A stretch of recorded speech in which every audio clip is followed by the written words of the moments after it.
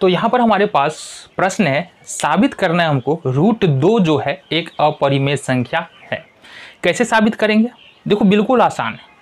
अब देखो कई बार ऐसा होता है कि कुछ नई बातें हमारे सामने आती है तो हमारा माइंड जो है उसको एक्सेप्ट करना नहीं चाहता है, लेकिन उस बात को अगर तुम करते जाओ, कोशिश करो, ट्राई करो, प्रैक्टिस करो, तो धीरे धीरे करके वो माइंड हमारा एक्सेप्ट करने लगता है। ये तुमने पढ़ाई के क्रम में भी ध्यान दिया होगा कई बार कि कुछ बातें समझ में नहीं आ रहा है, लेकिन उसी तरह की समस्याओं को 3-4 समस्याओं को यदि हम करें तो वो समस्या हमको आसान लगने लगती है। ये हमारे माइंड का एक पैटर्न होता है।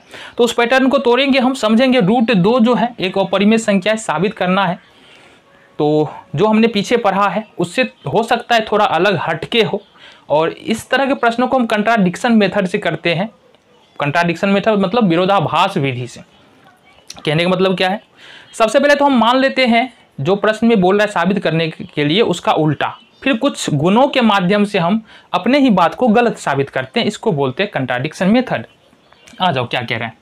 तो साबित करना है √2 एक अपरिमेय संख्या। जैसा कि हमने कहा, अगर हमको √2 साबित करना है अपरिमेय संख्या तो इसको मानना पड़ेगा कि यह परिमेय है। तो मानेंगे, माना कि √2 एक परिमेय संख्या है। कौन सी संख्या ये? परिमेय संख्या।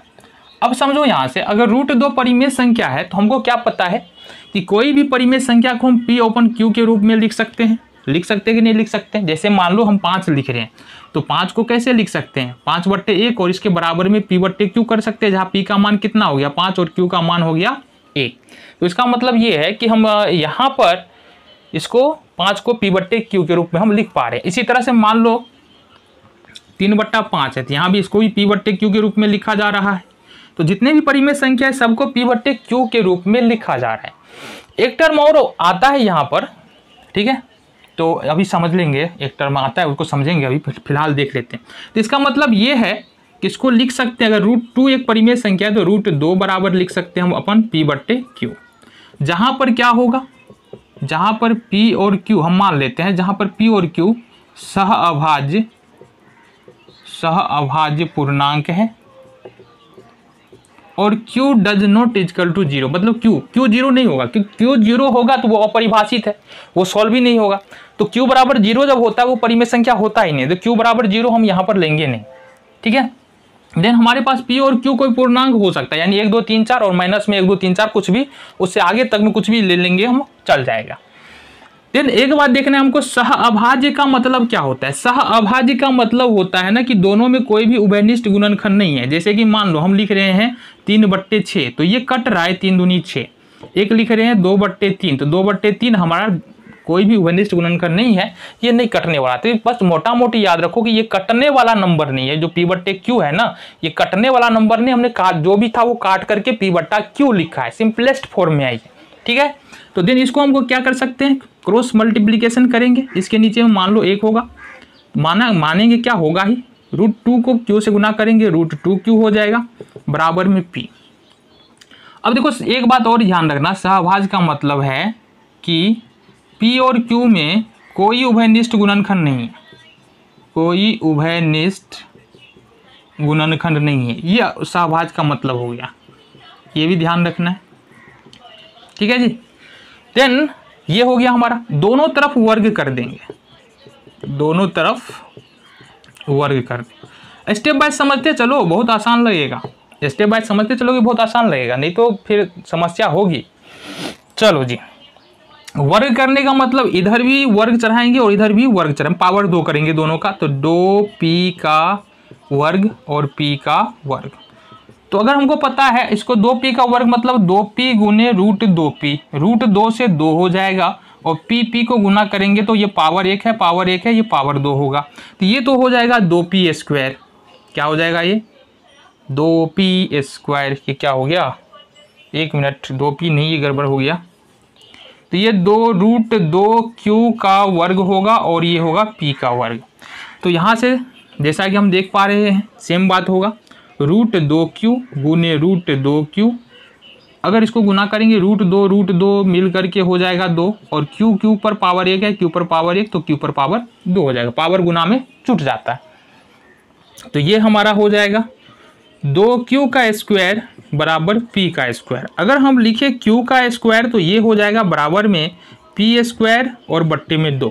इसका मतलब ये है कि p स्क्वायर को 2 से भाग दे रहे हैं तो q स्क्वायर आ रहा है। इसका मतलब ये हुआ कि p स्क्वायर 2 से विभाजित है।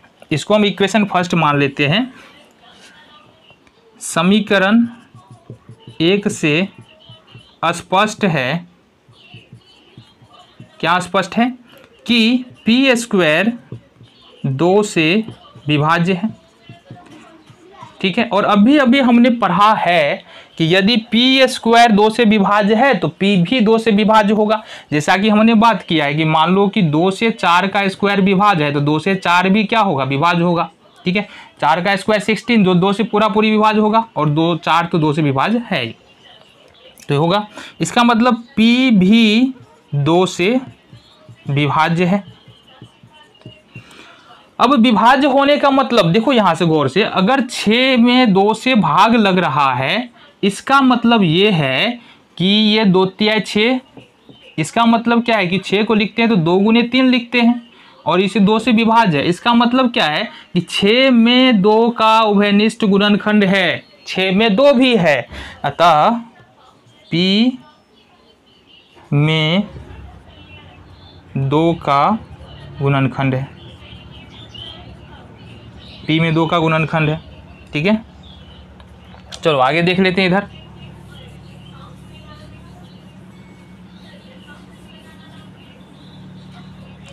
नेक्स्ट, ये हमारा समीकरण 1 है, तो यहां पर हम क्या लिख सकते हैं, यहां पर लिख सकते हैं अब p बराबर हम 2m मान लेते हैं। क्या मान लेते हैं, p बराबर 2m। अच्छा, p बराबर हम 2m हमने क्यों माना, p बराबर 2m क्यों हमने माना, क्योंकि जो भी नंबर 2 से विभाजित होगा वो 2m के फॉर्म में होगा। कैसे होगा, ये तो हमारे सिलेबस में से ही हटा दिया, ये बड़ा गड़बड़ किया है। अगर हमारे सिलेबस में होता ना वो वाला प्रश्न जो आता था हम लोगों का, ठीक है, साबित करें कि 4q+1 विषम पूर्णांक का रूप होगा, तो वहां से तुमको अच्छा से समझ में आता था। खैर चलो, हटा दिया, देख लेंगे जी। तो p बराबर अगर मान लो 2m क्यों ले रहे हैं, क्योंकि यहां पर देखेंगे जैसे कि 4 2 से विभाजित है तो इसको 2 गुने 2 लिखते हैं। 6 ये 4 हो गया, 6 2 से विभाजित है, इसको 2 गुने 3 लिखते हैं।